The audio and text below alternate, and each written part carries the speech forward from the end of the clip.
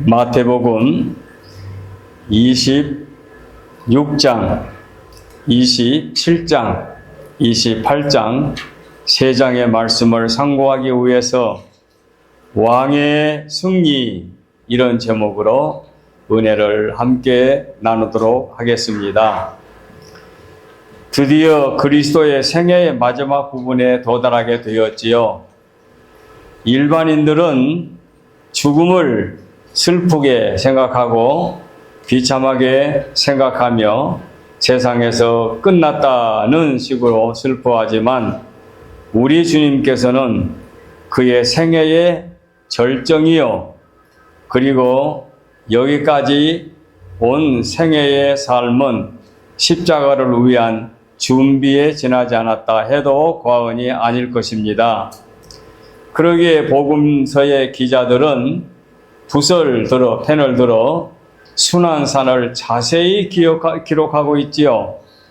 실로 그리스도의 3년 후 공생애 중에서 순환주간의 기사를 자세히 기록하였습니다. 그래서 십자가의 죽으심을 마태복음에는 26장, 27장, 마가복음에는 14장, 15장, 그리고 누가복음에는 22장, 23장, 그리고 요한복음은 18장, 19장을 십자가의 죽으심과 고난에 관한 말씀을 기록했지요.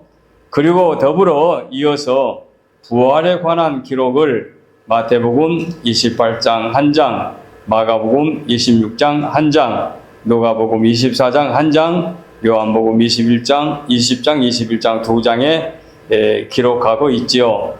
그래서 순환과 죽으심과 부활에 관하여 자세히 기록되어 있기 때문에 복음서마다 3분의 1의 기간을 마지막 고난주간에 관한 말씀을 기록하고 있지요. 오늘 우리는 그동안 마태복음을 6, 7시간 공부하면서 이제 하루에 2, 3장씩 어떤 데는 4장도 공부를 했는데 오늘은 26장, 27장, 28장을 가지고 공부하면서 마지막에 주님이 최후의 승리하실 때 부활의 승리를 하셨기 때문에 왕의 승리이라는 제목을 붙이게 되었습니다. 오늘 또 주보에 보시면 지난주에 제가 소개해드린 고난주간의 마지막 부분이 금주에 해당되기 때문에 다시 면만 4면에서 3면 옮겨놨습니다. 그래서 수요일 날 기름 부음을 받으심, 그 다음에 유다의 반역, 목요일 날 최후의 만찬, 금요일 날 겟세마네에서의 겟세마네에서 십자가까지, 겟세마네 동산에서 기도하시고 십자가 지시기까지의 과정이 있고, 그 다음에 토요일 날 무덤에 계시고 무덤에 장사 지내바 되고, 그 다음에 주일 부활하셨다. 그래서 지난주에 앞부분, 오늘은 뒷부분 한 주간의 고난주간 행적을 주보에 한 번 더 옮겨놨습니다. 그리고 그 다음 면에 보면은 오늘 본문의 내용을 또 요약해서 대소지만 옮겨놨습니다. 26장에서 왕의 배반 당함과 붙잡힘 해서 장사를 위한 향유, 6월절을 위한 준비 만찬, 겟세마네에서의 기도, 그 다음에 가야바와 사내들인의 궁전 앞에 왕 앞에 그 앞에 선 왕, 그 다음에 베드로의 부인이 26장에 기록되어 있지요. 그 다음에 이대지로 들어가서 27장에 왕의 고난과 죽음, 빌라도 앞에 선 예수, 왕의 십자가의 처형, 왕의 죽으심, 율법 시대의 종식. 사실은 말라기와 마태복음이 신약과 구약의 한계선이 아니고 바로 이 순간이 구약과 신약의 한계선이라 해도 과언이 아니죠. 율법 시대의 종식이 이제 이루어지고 은혜 시대가 출발하게 되는 거지요. 그리고 왕의 장사 지낸 바 되었고, 그 다음에 마지막 3대지 28장에 가서 승리의 부활, 왕의 부활이죠. 그래서 주님의 부활이 앞부분의 1절로 10절에 유대인의 거짓 보고 부활의 사건을 숨기려고 거짓 보고 그 다음에 위대한 사명, 지상 명령을 마태복음 마지막 장 마지막 복음에 옮겨놨지요. 바로 이렇게 정리해 드릴 수가 있겠습니다. 오늘은 세례 예식과 성만찬 예식까지 이어지기 때문에 좀 시간이 많이 할애되겠습니다만은 자고는 오늘 본문의 말씀이 매우 중요하기 때문에 마태복음을 끝마침하면서 이 세 장의 말씀을 분명히 이해하고 넘어가도록 하겠습니다. 자, 1대지 26장 왕의 배반 당함과 붙잡힌 장사를 위한 향유. 우리 주님께서 자기의 죽음에 관해서 3번, 4번 예언하셨지요. 내가 예루살렘에 가서 십자가에 못 박혀 죽게 될 것이다 하는 말씀을 미리 하셨는데 16장에 한 번 하셨고 17장에 2번째 하셨고 20장에 3번째 하셨고 오늘 본문 26장에 한 번 하게 된 거지요. 그래서 26장 1절로 2절에 4번째 4차 예수님의 장사에 관해서 내가 장차 예루살렘에 가서 십자가에 못 박혀 죽게 될 것이고 부활하게 될 것을 미리 말씀하셨는데 오늘 본문이 26장 초두의 말씀이 4번째 그 장사를 위한 말씀이 되겠습니다. 이 예언은 예수를 죽이라는 대제사장과 서기관들이 사악한 회의를 개최하는 것에 대한 서곡에 불과하지요. 자, 베다니 문둥병자 시몬의 집에서 마리아가 향유를 부은 사건이 6절로 13절에 나오지요. 마리아 혼자만 왕의 죽음의 의미를 이해했던 것 같습니다. 예, 뒤에 나옵니다만은 이 마리아는 장사 지낸 바 된 3일만 그래 주의 날 아침 일찍 향유를 들고 무덤에 찾아갈 때 이 마리아는 가지 않았어요. 왜냐하면 이 마리아는 부활하실 것을 확실히 믿고 있었기 때문에 가지 않았습니다. 예, 그래서 이 마리아만이 예수님의 부활을 믿게 되고 확실히 왕의 죽음에 대한 이해를 바로 하게 된 것 같습니다. 그래서 왕의 복음을 기록한 마태는 사무엘이 다윗 왕에게 기름 부음을 하게 되는 그 과정을 사무엘상 16장에 나오는 말씀인데 이 말씀과 연계해서 마리아가 머리에 향이 부은 것을 연관시킨 것으로 이렇게 판단이 됩니다. 자, 사무엘의 기름불 병을 가져다가 그의 형제 중에서 그에게 다윗에게 부었더니 이후로 다윗이 여호와의 영에 크게 감동되니라. 이런 기사가 구약의 사무엘상 10장에 나오지요. 하나님의 아들 예수님이 이 땅에 오셔서 만인의 구세주로 만왕의 왕으로 오셨는데 그런데 또 한 가지 덧붙일 것은 요한복음에 보게 되면은 마리아가 머리가 아닌 예수님의 발에다가 기름을 붓거든요. 왜 그런가 하니 자기는 유한자, 피조물 인간이고 예수님은 무한자, 창조주이기 때문에 자기 입장에서 예수님의 머리에 기름을 붓는다는 것이 용납되지 않아서 그렇게 발에다가 기름을 부었다는 것으로 기록이 된 것으로 판단이 됩니다. 이 훌륭한 모습은 반면에 가롯 유다의 배신도 두드러지게 폭로가 되는 거지요. 주님을 팔게 되는 그 입장이 여기서부터 이제 두드러지게 나오지요. 유다가 예수님을 은 30냥에 팔게 되었는데 그 30냥은 가치로 따지면 그 당시에 노예 한 사람의 값이었다고 합니다.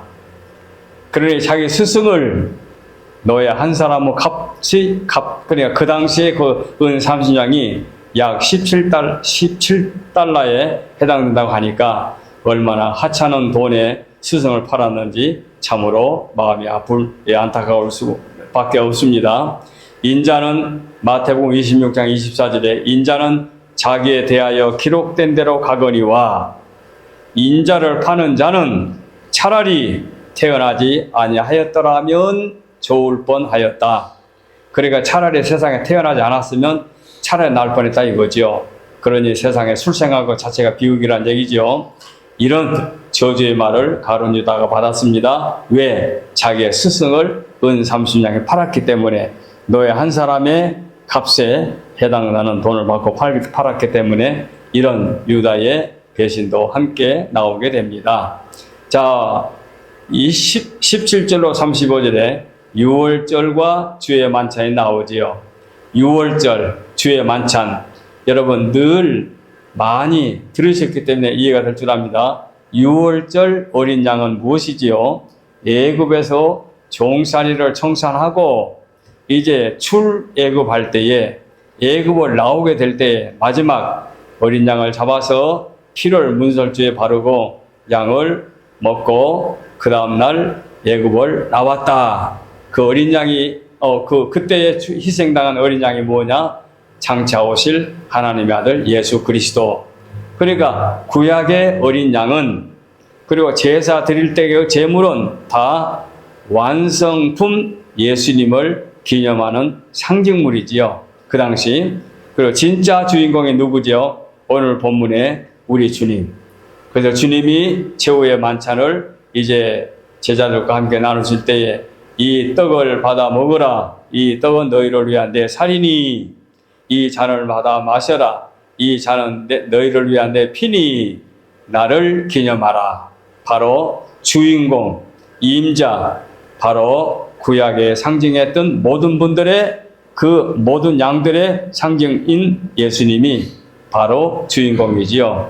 오늘 우리의 학생도 한번 세례를 받게 되는데, 예수 그리스도의 이름으로 세례를 받을 때에 우리가 예수 그리스도의 죽으심을 기념하면서 의미 있는 날 이렇게 하게 된 겁니다. 그러므로 양은 마지막 유월절에 관한 이 귀한 양을 이제 그때는 기념하면서 먹게 되었는데, 오늘 주님이 나를 기념하라. 나를 기념하라. 내가 너희를 위해서 죽게 되었으니 내가 구약의 모든 양들의 상징물이다. 바로 주인공이다. 이렇게 해서 새 의미를 부여해 주시는 거지요. 그래서 바로 구약과 신약의 분리는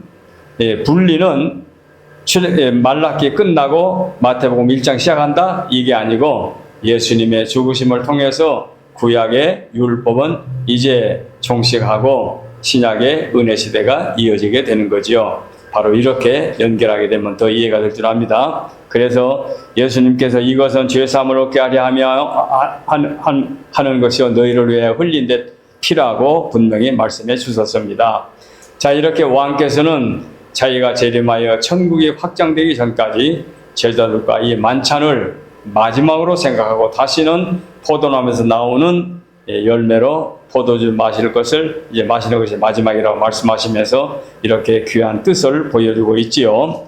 그리고 이제 35절, 36절 이하에서 겟세마네에서의 이제 아픔과 고통과 분명과 기도가 나오게 된 거지요.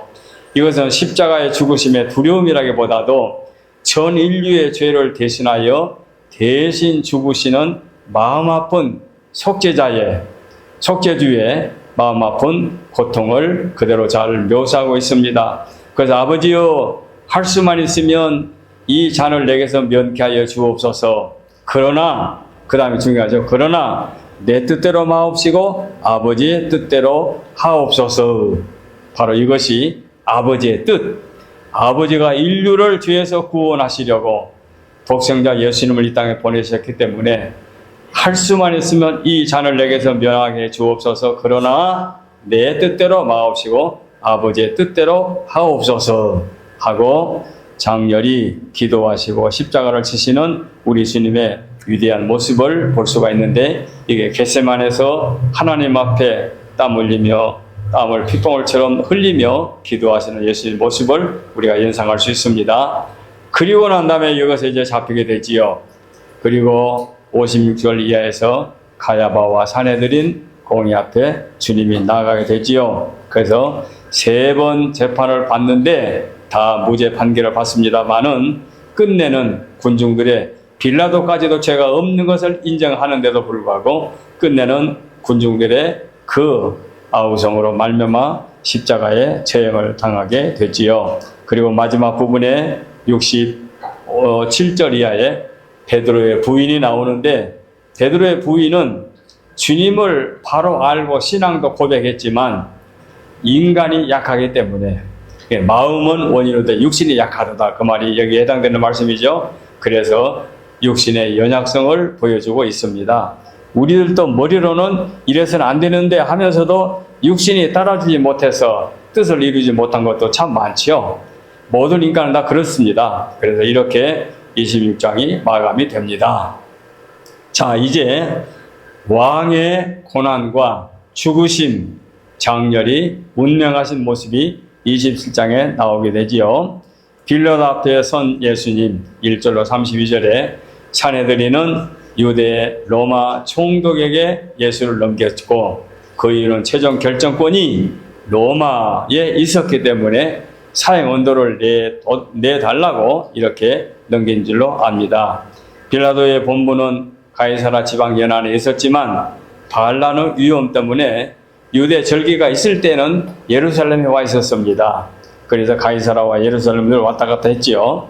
마치 시애틀 올림피아 행정 담당자 왔다 갔다 할 수 있는 것처럼, 빌라도가 예수로 신문하던 브라두리온은 오늘날 고난의 길 근처 안토니아 탑이 있는 뜰을 말한다고 합니다. 브라두리온 뜰, 궁전, 이런 백악관, 청와대 하는 것처럼. 한편 유다는 그의 잘못된 행위를 동의하고 은 30냥을 성전에 내던지고 자살하게 됐습니다. 자살, 그 사람의 자살은 사필 규정인 것 같습니다. 빌라도의 나약함과 예수님을 죽이지 않으려고 무한 애를 썼습니다. 채찍으로 때려서 놔주려고까지 생각했지요. 그런 면에서 애를 쓴 것은 이해가 가고 동정이 갑니다만은, 그러나 군중들의 요구에 할 수 없이 죽음으로 내놓게 된 거지요. 그 당시 악명 높은 죄수 바라바를 군중들이 택하자 빌라도는 자기의 무죄의 표시로 손을 씻을 만큼 나는 죄가 없다, 내게는 책임이 없다는 뜻으로 손을 씻는 모습을 우리가 한번 연상해 볼 때에 매우 나약한 모습을 볼 수 있습니다. 베드로가 예수님을 부인한 것처럼 빌라도도 나는 죄가 없다, 이 모든 죄는, 예수님을 사용시키는 죄는 너희들이 책임져라, 같은 생각인 줄 압니다. 분별 없는 점은 끔찍하게도 유대인 군중들에게 의해서 결과적으로 십자가를 지게 된 거지요.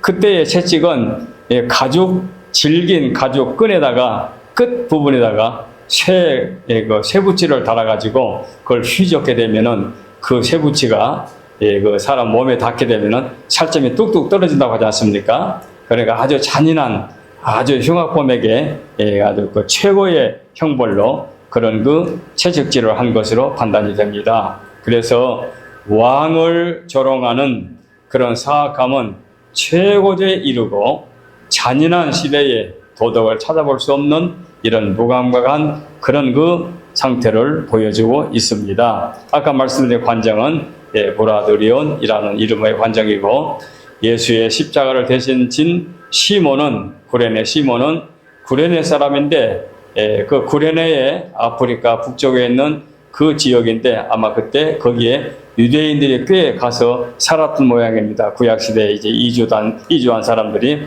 그 구레네에 살고 있는 시몬이 와가지고 십자가를 대신 지게 됐지요. 그래서 이제 주님은 십자가를 대신 져준 구레네 때문에 이제 골고다 해골이라는 곳으로 가서 이제 십자가에 달리게 되죠. 그래서 주님의 십자가 위에서 너무 내가 목마르다 하고 말씀할 때에 쓸개를 탄 독이 들어있는 일종의 진통제를 이제 코앞에 댔는데 주님이 그걸 마시지 않았지요. 거부했지요. 십자가형은 로마인들이 가장 잔인한 죄수들을 처형한 방법으로 로마 시민이 아닌 다른 나라 사람들에게 적용을 했는데, 가장 수치스럽고 가장 잔인하고 가장 심한 형태의 고문을 이제 끼쳐서 죽게 되는 그런 형태의 십자가의 죽음인데, 강도, 살인, 폭동, 선동하는 사람들에게 이런 일을 적용시켰다고 합니다. 군인들이 이 예수님의 옷을 제비 뽑았다는 말씀은 시편 22편에 이미 예고되어 있지요. 그래서 십자가에 처형되는 예수의 머리 위에는 죄명을 기입하여 걸리게 되어 있었고, 예수님의 경우도 조롱하는 의미로 죄명을 걸어놨는데 결국은 만왕의 왕의 죄명이 그렇게 된 거지요. 아무것도 모르고 십자가에 못 박인 자들은 진실로 유대인의 왕이 되는 예수라는 사실을 깨닫지 못하고 그렇게 처형을 했지만, 예수님은 만왕의 왕으로 이렇게 마태를 통하여 우리에게 통쾌하게 시원스럽게 1장 1절부터 마지막 28장까지 왕으로 우리는 지금 공부하고 있습니다. 바로 그들은 알지 못하고 행하였지만 결과적으로는 큰 결과를 가져오게 됐는데, 그들은 알지 못하고 행하였는데 그 알지 못하고 행한 것, 이것을 칼빈은 말하기를 무지가 가장 큰 죄 중에 하나다, 이렇게 표현했습니다. 알지 못했기 때문에 죄를 지었다? 그건 관용해 주는 것이 아니라 무지가 큰 죄다. 몰랐기 때문에 아니다. 모르는 것 그 자체가 큰 죄다 하고 칼빈이 단정을 지었습니다. 저가 남은 구원하시되 자기는 구원하지 못하다 하는 말도 하나의 비난의 소리지요.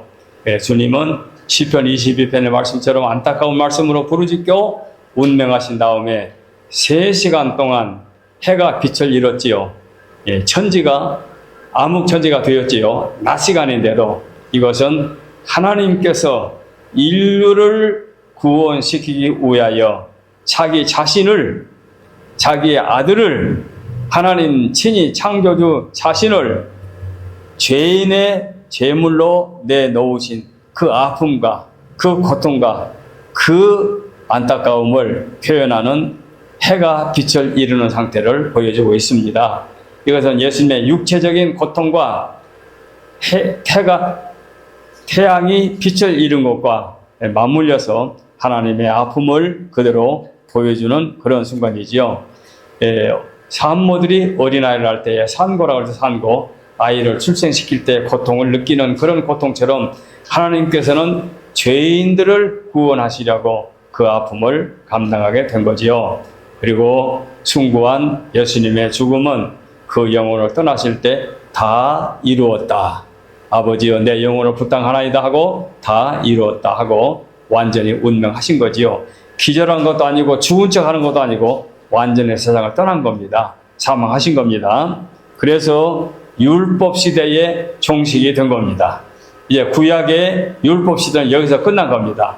그래서 내가 오늘 3번째 반복이 되는데, 제사장들이 들어갈 수 있는 성소와 대속죄 날에 한 번 들어갈 수 있는 지성소, 그래서 성소와 지성소 사이에 손바닥같이 두꺼운 큰 휘장이 쳐져 있는데 그 휘장이 위에서부터 밑으로 쫙 갈라지게 됐지요. 이게 뭡니까? 바로 이것은 율법 시대가 끝나고 이제 은혜의 시대, 새로운 생명의 길이 열렸다는 그런 신약의 시대를 이제 증거해주는 그런 상징적인 의미가 있지요.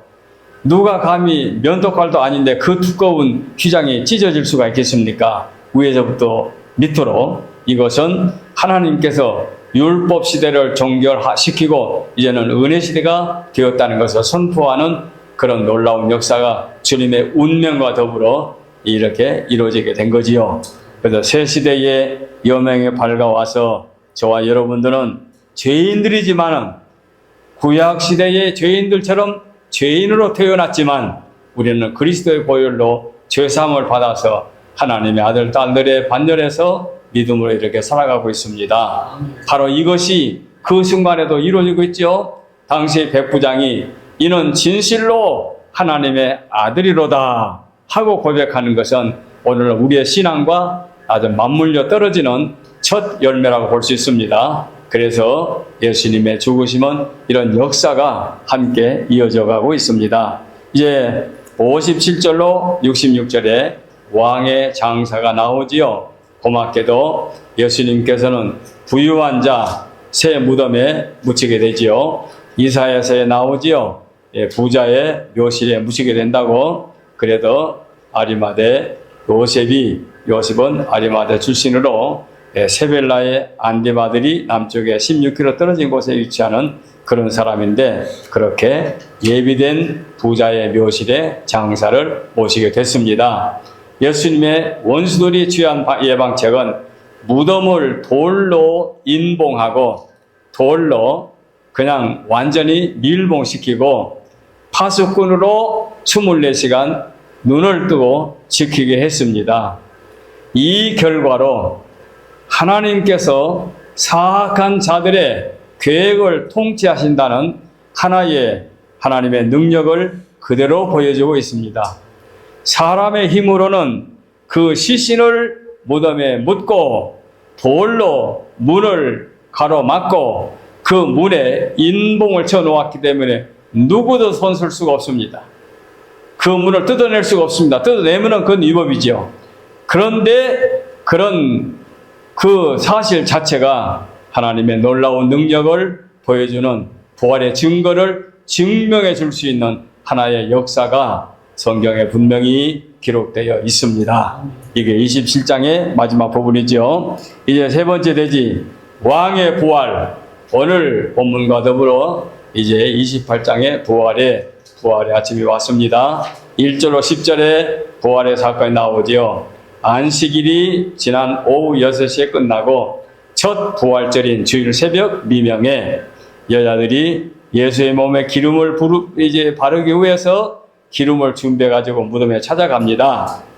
그때에 그리스도께서 십자가에 못 박히실 때 끝까지 따라다녔고 제일 먼저 무덤에 찾은 사람들은 분명히 예수님을 사랑하고 따르는 자들이 틀림이 없습니다. 그런데 문제는 아까 말씀드린 대로 예수님의 머리에 향유를 부은 여인 마리아는 가지 않았다. 여기 다릅니다. 다른 여인들은 뭐하러 갔습니까? 혹시 우리 선생님이 살아나셨을까 하고 한 것이 아니라 시신에 기름을 바르려고 기름을 준비해가지고 간 여인들입니다. 그들의 여인들은 부활의 주님을 상상한 것이 아니라 예수님을 시신에 장례에 좀 부실했기 때문에 장례에 보충하기 위해서 간 거예요. 그러니까 그 여인들의 발걸음은 부활의 아침, 주일날 아침에 거기에 같이 가지 않는 다른 마리아와 그 신앙의 과정이 전혀 다릅니다. 그래서 부활하실 건데, 살아나실 건데 뭐하러 하는가 하고 주님의 장례하는 날 우리가 부실했기 때문에 오늘이라도 예수님 몸에 기름을 바르자 하고 가는 거는 전혀 다르지요. 물론 그렇게 간 여인들을 우리 나무내는 것은 아닙니다. 가룟 유다처럼 취급하는 건 아닙니다. 그러나 부활에 관한 사건만은 이렇게 확연하게 달라진 거지요. 그래서 아까 말씀드린 대로 그 부활 사건에 간 여인과 가지 않는 여인의 갈라지는 사건이 여기에 나타나게 되는데, 가지 않는 마리아의 위대한 신앙의 모습을 우리는 깊이 마음속에 사기가 될 줄로 믿습니다. 대단히 귀한 말씀입니다. 자, 하나님의 능력과 권세는 죽은 자 가운데서 다시 예수님이 살아나실 것이고, 아무리 사람들이 돌로 무덤을 인봉해서 누구도 감히 손댈 수 없는 그런 힘이 있다 하더라도 하나님의 능력 앞에서는 그 돌이 굴러지고 주님은 부활하게 되지요. 그래서 부활하신 주님을, 부활의 순간을 본 사람은 아무도 없습니다. 돌이 굴려진 것도 감히 누구도 말할 수 없습니다. 파수꾼들이 그 흔들리고 문이 열릴 때에 기절해 버렸기 때문에 그 사실을 그들도 증명할 수 없습니다. 오히려 돈을 받고 오히려 거짓으로 보고하게 된 거지요. 예수님은 자연법에 의해서 부활하신 것이 아니라 하나님의 능력으로, 창조주의 힘으로 부활하셨기 때문에 부활의 위대한 승리를 그대로 보여줬기 때문에 오늘 우리는 마태복음을 마지막 장식하면서 왕의 승리, 이렇게 말씀을 하게 된 겁니다. 자, 완악한 로마의 파수꾼들은 하나님의 능력에 나타나서 그 돌이 굴려지고 이미 부활하신 주님이 유유히 무덤에서 나오실 때에 무서워 떨고 그들은 거의 기절해 버렸지요. 참으로 통쾌한 모습을 볼 수 있지요. 그들은 죽은 사람같이 되었다. 그러니까 파수꾼들이 기절해서 쓰러져 버렸으니 죽은 사람같이 되었다. 참으로 부활의 메시지를 이렇게 우리에게 전해주니 이 기독교의 놀라운 진리를 우리는 여기서 다시 한번 우리가 다짐할 수가 있습니다. 그가 여기 계시지 않고 그의 말씀하신 대로 살아나셨느니라. 이게 부활 승리의 선포지요. 와서 그의 누우셨던 곳을 보라.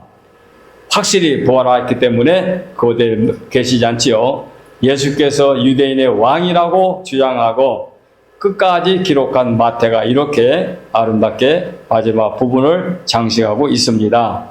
자, 예수님께서 초림으로 어린아이로 탄생하실 때에는 이스라엘 민족이 배척을 했지요.